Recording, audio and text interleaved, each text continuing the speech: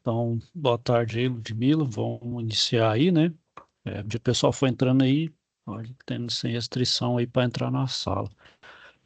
Hoje, então, nós vamos para mais uma aula aí, né? De manutenção de sistemas mecânicos convencionais. E vou continuar, então, abordando aí sobre os elementos de máquina, né?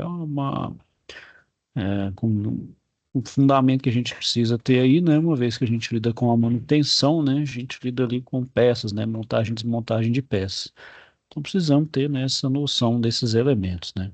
Então eu vou falar um pouco sobre trava, né, chaveta, né, os tipos de chaveta, os pinos, o contrapino ocupílio, o anel elástico, a junta de vedação aí, né? E retentor, gacheta e selo mecânico, né, que são aí os elementos de vedação, né? Tem os de fixação e os de vedação, né? Antes de iniciar então o vídeo aí, quero passar iniciar a aula, né? O pessoal quer passar um vídeo da indústria, e logo em seguida a gente inicia a aula.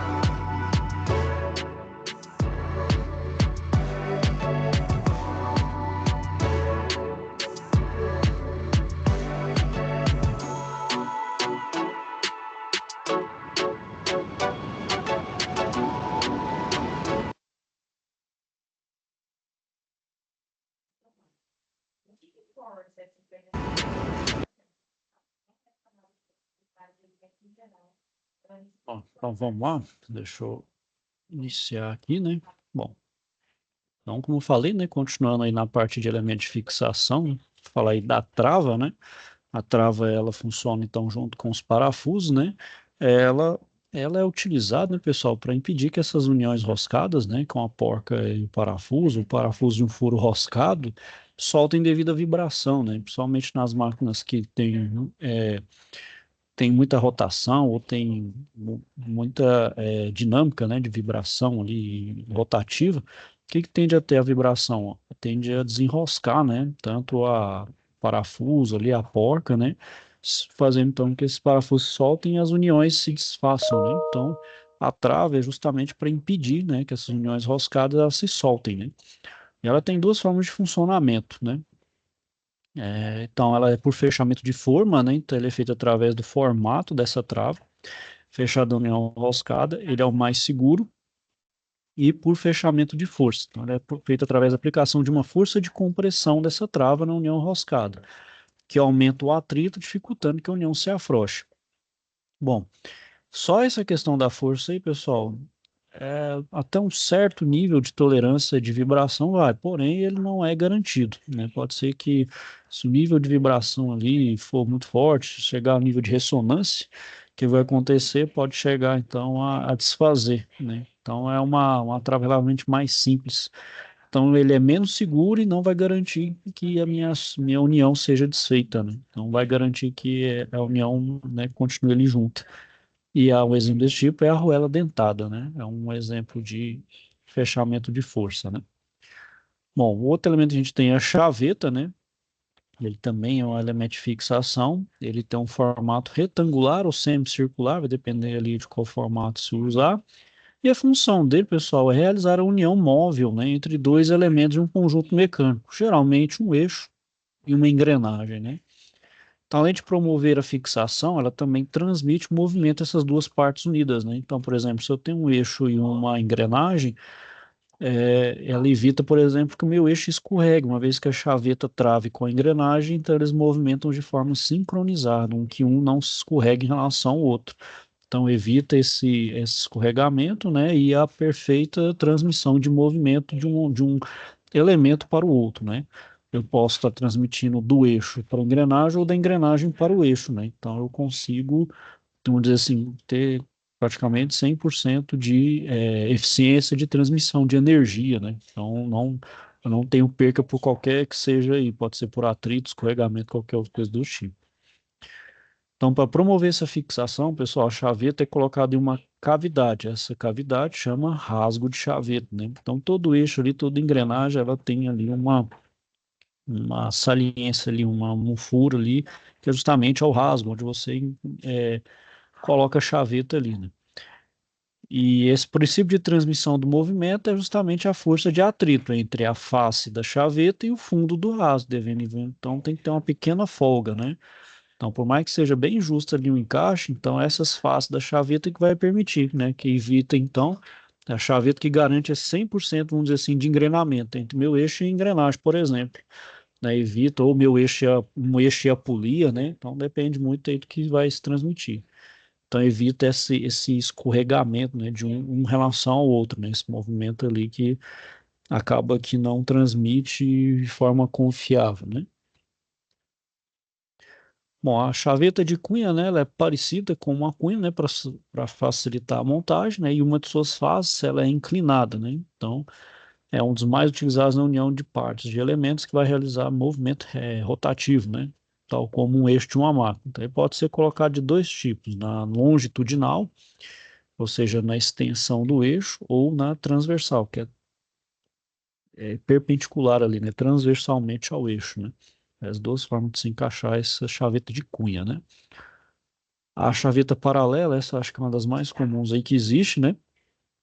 Suas faces, né? Que é essa face superior e inferior são paralelas e na montagem elas têm que estar ajustadas com as faces do rasgo da chaveta. Então aqui tem que estar 100% em contato um com o outro, né? A chaveta de disco ou meia-lua do tipo Woodruff, né? Então a sua forma corresponde a um semicírculo, né? ela é mais empregada na montagem de eixos cônicos, né? Então, permitindo que ela se adapte à concavidade da conicidade da cavidade do rastro de chaveta no meu eixo, né? Então, permite esse melhor assentamento para essa engrenagem do tipo cônica, né? Bom, outro elemento de fixação, pessoal, é o pino, né? O pino, ele é um elemento também de fixação, ele pode ser de formato cilíndrico ou cônico, que também tem a função de alinhar duas partes de um conjunto mecânico, vai permitir uma união móvel, né? Ou seja, que é uma união de elementos que se movem um com relação ao outro, né? Então, dos tipos de pino aí, o pino cônico, né, ele tem a função de centralizar as peças que fazem parte de um conjunto mecânico, tá? A sua função ali é mais ou menos alinhar, evitar o desalinhamento ali, principalmente de engrenagens, né, para que tenha um perfeito engrenamento de dentes, né? O cilíndrico, né, ele é usado em situações onde o conjunto é submetido a forças de cisalhamento, né? Então, onde tem presença de força de cisalhamento, isso é aquela força cortante, né? Então, eu preciso utilizar o pino para tem lugar onde a força de areamento ela é bem grande, né? Tipo o quê? O pino elástico, né, ele é mais flexível, né, por ser o que possui uma ranhura lateral. Então, ele é utilizado quando o furo, né, tem uma variação considerável de dimensão. O pino com haste roscada, né, então parte do seu corpo ele é roscado, facilitando sua retirada de um furo cego, né? Então, muito pino aí vai ter essa furo roscada aí, né, com haste roscada, né? E o pino estriado, ou chamado cavilha, né, enquanto outros tipos de pinos são utilizados na união de partes articuladas, né? Então, a cavilha ela é aplicada na união de partes que não possuem articulação entre si, ou seja, são partes que não se movimentam. Então, para impedir o movimento das partes, a cavilha possui entalhes em seu corpo. Então, é quase para uma união que não se move, né? Uma união ali quase permanente, né? Ou seja, ela dá algum tipo de restrição de movimento, né? Enquanto as outras ali permite um movimento relativo, né? O outro elemento que a gente tem, né, pessoal, é o contrapino ou cupilha, né? Então, ele é de fácil manuseio. Sua principal função é o travamento de outros elementos de máquina. Então, por exemplo, porcas, castelos e pinos, que visando impedir que esses folguem ou se soltem devido à vibração das peças, né? Da mesma forma como é lá na trava de parafuso, né? Então, esse elemento nada mais é do que um aramezinho dobrado em forma de cabeça circular e duas pernas iguais. Vocês estão vendo na figura aí que tem vários tamanhos, que depois de serem inseridos dentro do furo, são dobradas para trás durante o travamento, né? Então, dobra ali, né, para fazer então aquele impedir um movimento ali, principalmente de rotação.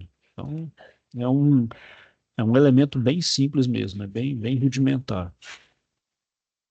Bom, os elementos de vedação, ele, pessoal, a gente tem um anel elástico, né? Então, é um anel de retenção. Então, é elemento de máquina utilizado para posicionar e limitar o curso de um sistema deslizante sobre um eixo ou até mesmo impedir um deslocamento. Então, geralmente ali num eixo impede o movimento de translação, né? Onde ele só restringe o movimento, onde ele só deixa com movimento de liberdade, movimento de rotação. Então, evita que meu eixo tenha um movimento de translação. Dependendo da aplicação, o movimento de translação no eixo pode gerar desgaste no próprio eixo, no mancal ou qualquer outra coisa que esteja vinculado a esse eixo. Então, o anel elástico ele impede justamente esse movimento, vamos dizer, de um lado para o outro de translação, né? Bom, apesar do nome, ele não é feito de elástico, mas de metal, né? E o seu formato, né, como vocês estão vendo aí, é de um anel incompleto. Então, ele é instalado sobre um eixo, pelo anel externo, ou dentro de um furo, um canal circular que é próprio para encaixar esse tipo de anel aí, né? Bom, para manipular esse anel elástico, pessoal, a gente tem cuidado especial na montagem desses anéis em um conjunto mecânico. Então, eles têm que ficar alojados em uma canaleta, né? Então, é projetado para assentar esse tipo de anel, né? E devem ser utilizados alicates especiais, como esse da figura aí, para realizar sua montagem ou desmontagem, né? E esses alicates, né? Eles têm uma ponta, né? Que permite essa manipulação correta, né? Então, você coloca certinho ali nesse de uma forma menos, né, ou dependendo que o acesso com a mão não é muito fácil, né, e pode até gerar algum problema, né, algum ferimento, você utiliza esse alicate. Bom, a junta de vedação, pessoal, também, né, ela é utilizada para permitir a união entre componentes mecânicos estáticos, por exemplo, tubulações industriais. Ela pode ser fabricada em borracha, cortiça, papelão hidráulico, material metálico como aço de baixo carbono, alumínio, entre outros, né? Bom, a junta de borracha, né, então ela é a mais utilizada, né, na vedação de flanges, em tubulações e equipamentos elásticos, né? A junta de cortiça é utilizada na vedação de líquidos submetidos a baixa pressão. A de papelão hidráulico, ela é empregada na vedação de partes estáticas de equipamentos e pode ser fabricada conforme o formato da peça, né? Então, como por ser mais maleável, eu consigo moldar, né, a forma que eu queira, né? A junta metálica, ela é empregada em equipamentos que operam em alta pressão e temperatura, né? E em flanges que precisam de uma grande força de aperto para fixação.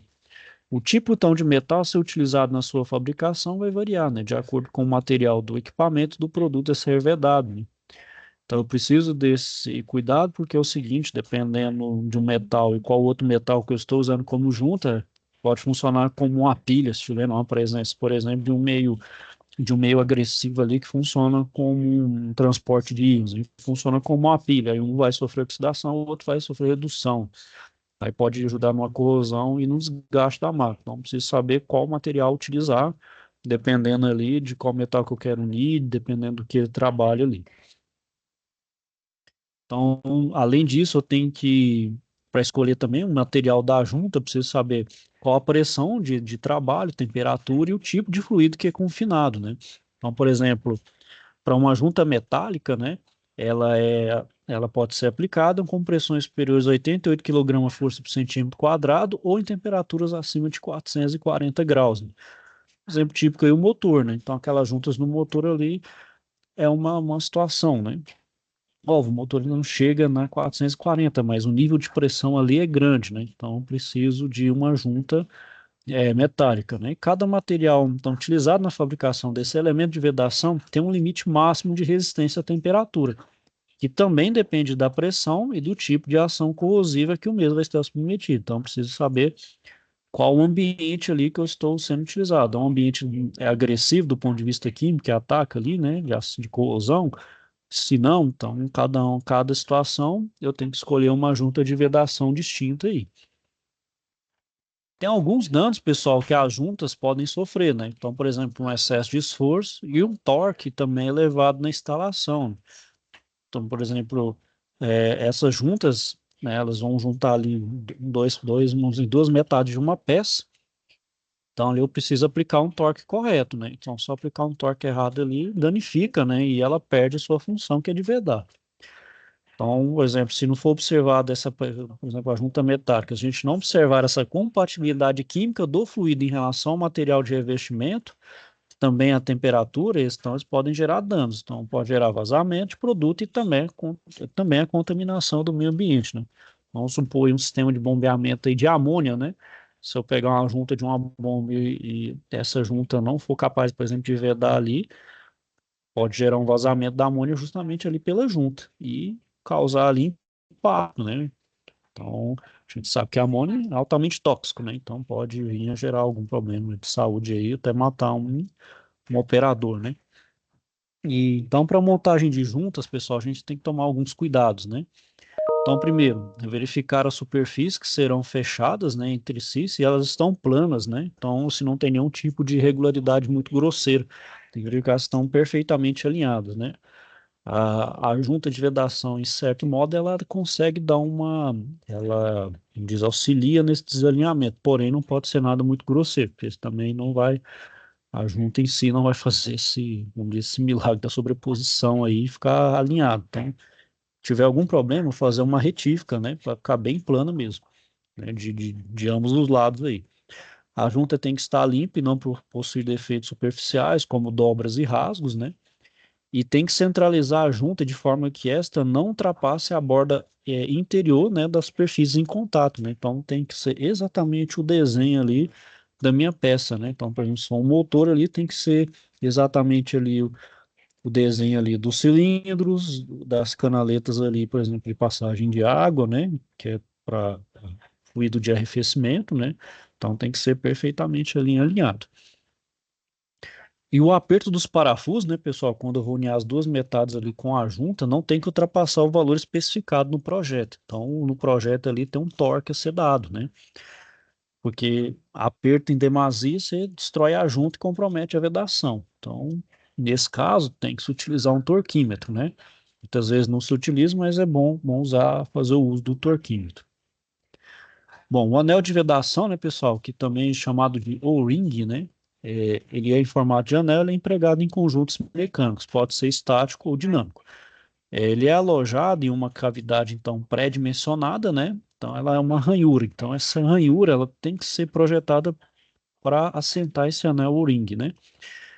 E esse produto a ser vedado, então, né? O produto que vai ser vedado pelo O-ring, ela empurra o elemento em direção à parede da cavidade, aplicando determinada carga de pressão que deforme e faz com que haja vedação do sistema. Então, ele tem que ter um certo tipo de elasticidade, porque ele vai receber a pressão, por exemplo, de um fluido ali, e ele vai ocupar ali as cavidades e vedar totalmente, impedindo que esse fluido é, passe para fora do ambiente, né? Ou seja, não tenha nenhum tipo de vazamento, né?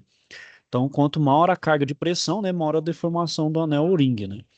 E caso seja aplicada uma carga maior, né, ou seja, para aquilo que ela foi especificada, né, então vai ser danificado, né? Se ela danifica, então ela perde a sua função de vedação e começa então a vazar ali fluido para o meio, né? Bom, geralmente, pessoal, esse anel de vedação ele é fabricado em teflon, nylon ou borracha, né? Então, a correta seleção do tipo de anel vai depender da minha aplicação, se é um conjunto mecânico estático ou é dinâmico, o tipo de produto que eu vou vedar, né, qualquer substância, e das condições de operação, tanto de pressão quanto de temperatura. O outro elemento, pessoal, o retentor, né, que é conhecido como vedador de lábio, ele é um elemento de vedação composto por uma membrana feita de borracha ou couro em forma de lábio, utilizado em conjuntos mecânicos dinâmicos, é só para conjuntos dinâmicos. Em alguns modelos, além da membrana, tem uma estrutura composta por uma carcaça metálica e uma mola circular, que tem como função a aplicação de uma pressão para mantê-la, essa mola, para mantê-la sempre na posição alinhada e garantir, né, a vedação independente, né? Então, essa força da mola garante ali o perfeito alinhamento e vedação do sistema. Então, a principal função do retentor é evitar vazamento de óleo em graxa e óleo ou graxa, né, do interior de duas partes que realizam movimento relativo entre si. Então, essa condição de trabalho propicia a geração de atrito e calor, que tem que ser minimizado com a utilização de lubrificante, né? Então, se é duas partes que vão se movimentar, fatalmente vai gerar atrito e, por consequência, se gera atrito, gera calor, né? Então, eu não dispenso do uso do lubrificante. O lubrificante vai ser necessário justamente para minimizar essa questão, né, de atrito da geração de calor. Sobre a montagem e desmontagem de retentores, pessoal, então, primeiro que eu tenho que fazer é o perfil de trabalho do eixo do equipamento, né, sobre o qual vai ser instalado o retentor, tem que estar retificado, ou seja, bem liso, né, com baixa rugosidade, o mínimo possível. E a superfície do lábio do redentor deve estar isenta de defeitos, né, como sinais de deformação e oxidação, trincas e outras fases. Tem que ser praticamente perfeitamente alinhado, tanto com a parte ali do eixo, quanto na parte ali superior, né? Então tem que estar quase que um encaixe perfeito, não pode ter nenhum tipo ali de deformação, pode ser nem por sinal de oxidação e nem trinca. O retentor, né, tem que ser pré-lubrificado antes da montagem com o mesmo fluido lubrificante que vai ser utilizado no sistema mecânico. Se eu utilizar um fluido diferente, pode ter uma reação ali, e estragar, né, tanto o meu retentor quanto também ali o meu sistema em si, né? Pode gerar ali um problema. A montagem de retentor dentro do seu alojamento tem que ser realizada com auxílio de uma prensa, pode ser ela hidráulica ou mecânica, e tomar cuidado na centralização e no encaixe, né, para ficar na mais perfeita alinhamento aí. E sempre que houver a desmontagem, né, que causa a retirada do retentor do seu eixo, né, ou seja, é recomendada a troca do retentor, porque no simples movimento de tirar, de montar ou desmontar, você pode gerar ali um defeito, né? Então, nem sempre é bom, então, você reaproveitar, troca por um novo, né? Geralmente, retentor não é tão caro assim, você pode fazer essa troca constante, sem nenhum problema aí. Bom, outro tipo de elemento de vedação, pessoal, é a gacheta. Era um elemento de vedação utilizado para vedar total ou parcialmente a passagem de um fluido entre dois equipamentos. Quando ela é parcial, né, parte do fluido vaza, promovendo a lubrificação, né? Então, esse vazamento, assim, proposital, ele promove a lubrificação entre eixo rotativo e a gacheta. Ele pode ser fabricado em forma de anel já pronto para ser montado, ou em forma de corda, né, que é recortado na dimensão adequada. Então, ele pode dar várias voltas ali em torno de um eixo ali onde eu quero vedar, né? Então ele é muito utilizado devido à sua variedade e ao seu baixo custo de manutenção, né? Então você compra ali metros, até quilômetros ali, você compra carretéis de gacheta. Devido ali a tanta questão de instalação para retirada e manutenção extremamente fácil, né? E barato. Entretanto, né, o seu descarte, né, após substituição, é uma das causas de poluição do meio ambiente, devido a dependendo do tipo de gacheta, seu material é prejudicial, né, para descarte ali de forma incorreta. Então, tem que ter ali uma certa racionalidade ao descartar uma gacheta, principalmente ela usada, né.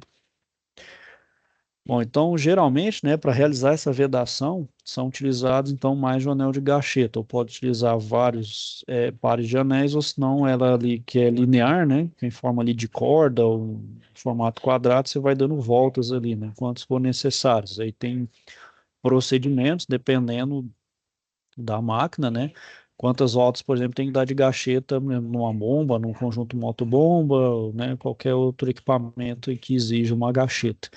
Essas gachetas, né, são inseridas em uma cavidade denominada caixa de gacheta. Então, essas máquinas já são preparadas, projetadas para ter uma inserção de gacheta nelas.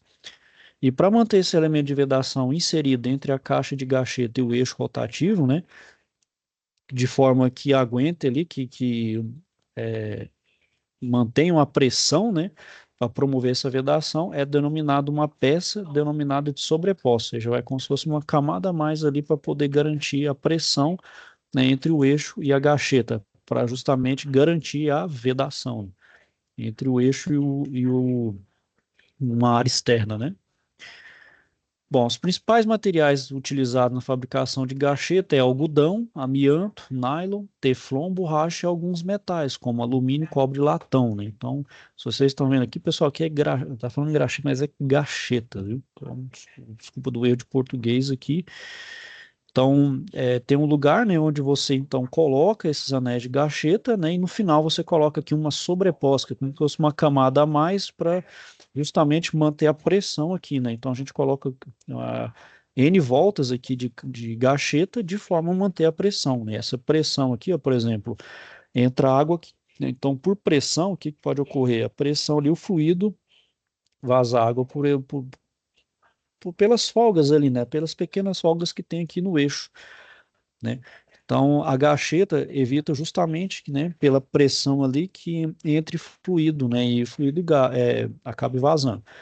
Algumas bombas permitem ter uma tolerância, né, um certo nível de vazamento, né, que chama de gota por minuto, né? Então, mas por que que permite isso? Até por questão de lubrificação do eixo. Então, para evitar até que o meu eixo ali sofra uma espécie de sobreaquecimento, ela aceita por exemplo, um fluido ali, isso pode ser água, e evita ali esse atrito e a lubrificação da gacheta e do eixo. Então, permite esse certo vazamento. Então, a pressão ali, uma certa pressão ali que abre e permite esse vazamento ali e além de permitir além da vedação, né, e a, o arrefecimento ali do eixo, né, da gacheta, tanto da gacheta quanto do eixo, né, aumentando então a vida útil de ambos. Então, as gachetas, elas podem ser autolubrificantes, se for o caso, então não se tolera, né, no caso aqui, a entrada de água ou do fluido, então são capazes de lubrificar automaticamente quando são adicionados à sua composição. Aí você pode adicionar óleo, grafite, graxa, silicone, mica, entre outros, né, então depende da minha aplicação, né. Bom, o outro elemento de vedação, pessoal, é o selo mecânico. Então, ele tem como função a retenção de fluidos em conjuntos mecânicos rotativos, como bombas centrífugas, compressores, misturadores, ventiladores industriais.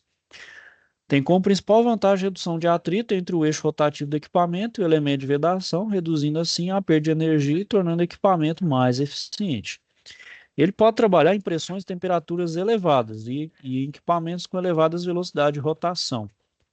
Por não permitir vazamento, então ele pode ser utilizado na vedação de fluidos inflamáveis, né, ou e tóxicos. Então o selo, ele é mais garantido nessa questão de vedação. Então eu posso utilizar ele para fluidos geralmente inflamáveis e tóxicos, por exemplo, a amônia, né? Então o selo mecânico ele é formado por um conjunto de faces de vedação, né? Constituídas por uma superfície polida ligada ao eixo do equipamento, denominada anel de selagem, né? E uma superfície estacionária denominada sede, né? Então, uma superfície que gira e outra que chama de sede, né? Então, na montagem do selo mecânico, as faces do anel de selagem e da sede ficam em contato, uma pequena película de um fluido lubrificante entre elas, né? Então, através de um conjunto de molas que mantém o anel pressionado, né, sobre a sede ali, né? Então, isso mantém essa pressão e essa parte de uma face com a outra ali, mantém então essa vedação, né? Então, o funcionamento do selo mecânico, ele é realizado em duas etapas, a vedação primária e a secundária. A primária ocorre no contato deslizante, né? Então, a primária ocorre nesse contato deslizante entre o anel de selagem e a sede, né? Então, os dois ali vão estar em contato, porém separados ali por um filme de lubrificante, né? E a vedação secundária é feita pelos elementos, outros elementos de vedação, como o anel de vedação, e ocorre entre o anel de selagem, né, e o eixo do equipamento, e entre a sede e a superfície estática do conjunto mecânico, né? Então, por isso que o selo mecânico é um pouco mais complexo e permite, então, até utilizar, né, para vedar, por exemplo, fluidos tóxicos e inflamáveis, né? Então, é essencial que o eixo rotativo do meu equipamento e as partes do selo mecânico estejam devidamente alinhados. Então, preciso ter esse perfeito alinhamento para garantir essa vedação, né? E também é necessário realizar a lubrificação das partes móveis do selo mecânico, evitando que o elevado atrito possa danificar esse elemento de vedação. A operação a seco, né, ou seja, se tiver total ausência de lubrificação aí, ele destrói em poucos segundos e até comprometer sua estanqueidade, ou seja, eu preciso garantir lubrificação aqui sempre, né, para manter então a sua eficácia na questão da vedação. Bom, o selo mecânico, então, pessoal, ele pode trabalhar em pressões, né? Então, devido a essas configurações iniciais e de alta pressão, ele consegue trabalhar em temperaturas e pressões elevadas e sobre elevada velocidade de rotação. Então, ele tem uma ampla aplicação, né? E comparando ele com as gachetas, né, ele vai ter uma vantagem em promover total vedação e ter até uma maior durabilidade. A gacheta, ela desgasta bem rápido e eu preciso fazer uma troca frequente, né? Já o selo mecânico garante, então, que ele tem uma vida útil prolongada, né, maior em relação à gacheta, uma durabilidade, sem necessidade, então, de ficar montando, desmontando, ou de ficar parando o meu equipamento para fazer essas trocas, né? E aí, pessoal, alguém tem alguma dúvida? Falar alguma coisa? Tudo certo? Bom, então eu vou finalizando aqui por hoje, pessoal. Caso tiver alguma dúvida ou um questionamento, não deixe de procurar, tá bom? Então, isso aí, eu vou desejar você e os demais colegas uma boa tarde. Fique com Deus e até a próxima.